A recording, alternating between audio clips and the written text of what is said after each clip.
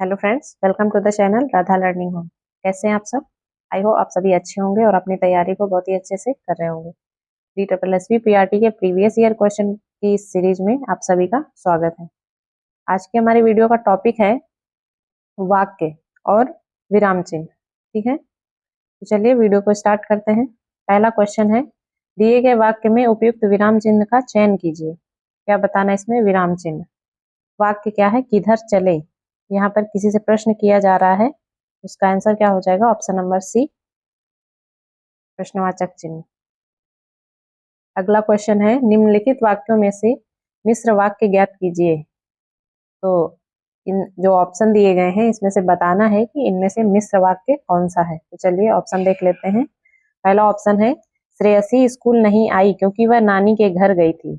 B है, Shreyasi school नहीं आई क्योंकि वह नानी के घर गई थी।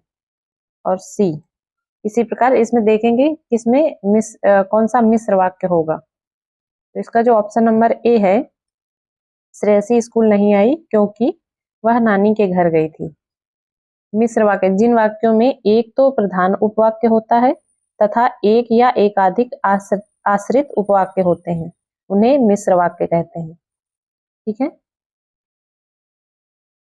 इनकी पहचान किससे होती है? आश्रित उपवाक्य का प्रारंभ इनमें जो, जिसे, क्योंकि आदि अव्ययों से होता है। आगे बढ़ेंगे। अगला क्वेश्चन है, निम्नलिखित वाक्यों में से सरल वाक्य ज्ञात कीजिए। इसमें क्या बताना है? सरल वाक्य। देख लेते हैं आंसर क्या हो जाएगा। सरल वाक्य, सरल वाक्य की पहचान क्या होती है? इसमें एक साधारण एक उद्देश्य और एक विधेय होता है, एक कर्ता और एक ही क्रिया होती है। ठीक है, इसका जो ऑप्शन नंबर सी है, दीपांशु आते ही रोने लगा, ये इसका सही जवाब हो जाएगा सरल वाक्य का। आगे बढ़ेंगे। अगला क्वेश्चन है, दिए गए वाक्य में उपयुक्त विराम चिन्ह का चयन कीजिए। इसमें विराम चिन्ह बताना है। सवेरा हुआ, चिड़िया चहचहाने लगी। तो इसमें जो ऑप्शन डी है विराम चिन्ह, वो इसका यहाँ पर क्या हुआ? सवेरा हुआ, कॉमा, चिड़िया चहचहाने लगी। इसका आंसर हो जाएगा ऑप्शन नंबर डी, अल्प विराम। आगे बढ़ेंगे। अगला क्वेश्चन है, निम्नलिखित प्रश्न में 4 विकल्पों में से उस विकल्प का चयन करें जो विराम चिन्ह युक्त वाक्य का सही विकल्प है। इसमें उस वाक्य का चयन करना है जिसमें विराम चिन्ह का सही प्रयोग हुआ है। तो आइए देख लेते हैं। इसमें जो ऑप्शन डी है, इतने दूर, इतने में दूर से आवाज आई, ठहरो ठहरो मैं तुम्हें कुछ नहीं कहूंगा, ये ऑप्शन सही हो जाएगा। बाकी जो आपको वाक्य दिए गए हैं ये सभी इनमें वाक्य के अनुसार इसमें जिस प्रकार की बात कही गई है उस हिसाब से इसमें विराम चिन्हों का सही प्रयोग नहीं किया गया है। आगे बढ़ेंगे। अगला क्वेश्चन है, दिए गए वाक्य में किस विराम चिन्ह का उपयोग किया जाएगा उसकी पहचान कीजिए। हमको एक वाक्य दिया गया है, इसमें विराम चिन्ह का प्रयोग करना है। मैंने परीक्षा में सफलता पाने के लिए दिन रात एक कर दिए। इसमें जो ऑप्शन नंबर बी है, दिन और रात में योजक चिन्ह का प्रयोग हुआ है और फिर यहाँ पर पूर्ण विराम लगेगा। पर हमारा जो ऑप्शन नंबर बी है वो सही आंसर हो जाएगा। आगे बढ़ेंगे। अगला क्वेश्चन है, दिए गए वाक्य में उचित स्थान पर विराम चिन्ह ज्ञात कीजिए। ये वाक्य दिया गया है, इसमें विराम चिन्ह का प्रयोग करना है। बच्चों ने आम, नीम, पीपल तथा अमरूद के पेड़ लगाए। तो यहाँ पर जो ऑप्शन नंबर बी सी है, इसमें जैसे आम, अल्प विराम, नीम, अल्प विराम, उसके बाद अमरूद के पेड़ लगाए, यहाँ पर पूर्ण विराम। आगे बढ़ेंगे। अगला क्वेश्चन है, दिए गए विराम चिन्ह में अर्ध विराम चिन्ह ज्ञात कीजिए। ये जो ऑप्शन नंबर डी है, ये है अर्ध विराम, ये है कोष्ठक, छोटा कोष्ठक, और ये बी, ये है विस्मयादिबोधक चिन्ह, और ये है अल्प विराम।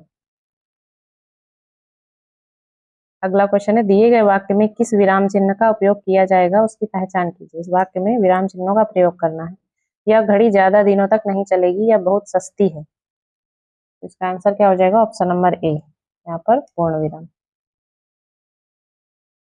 अगला क्वेश्चन है, दिए गए विराम चिन्हों में से उद्धरण चिन्हों को ज्ञात कीजिए। इसका आंसर क्या हो जाएगा? ऑप्शन नंबर ए, ये उद्धरण चिन्ह है। ये है विस्मयादिबोधक चिन्ह। अगला क्वेश्चन है, दिए गए चिन्हों में से आदेश चिन्ह ज्ञात कीजिए। तो इसमें आदेशात्मक चिन्ह कौन सा है? जो ऑप्शन नंबर सी है, ये आदेशात्मक चिन्ह है। इसका सही आंसर हो जाएगा ऑप्शन नंबर सी। आगे बढ़ेंगे।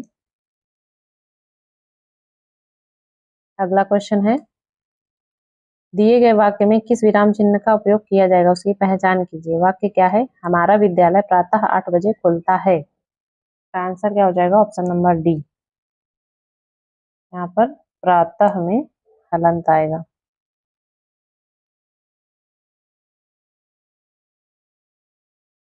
दिए गए वाक्य में उपयुक्त विराम चिन्ह का चयन कीजिए।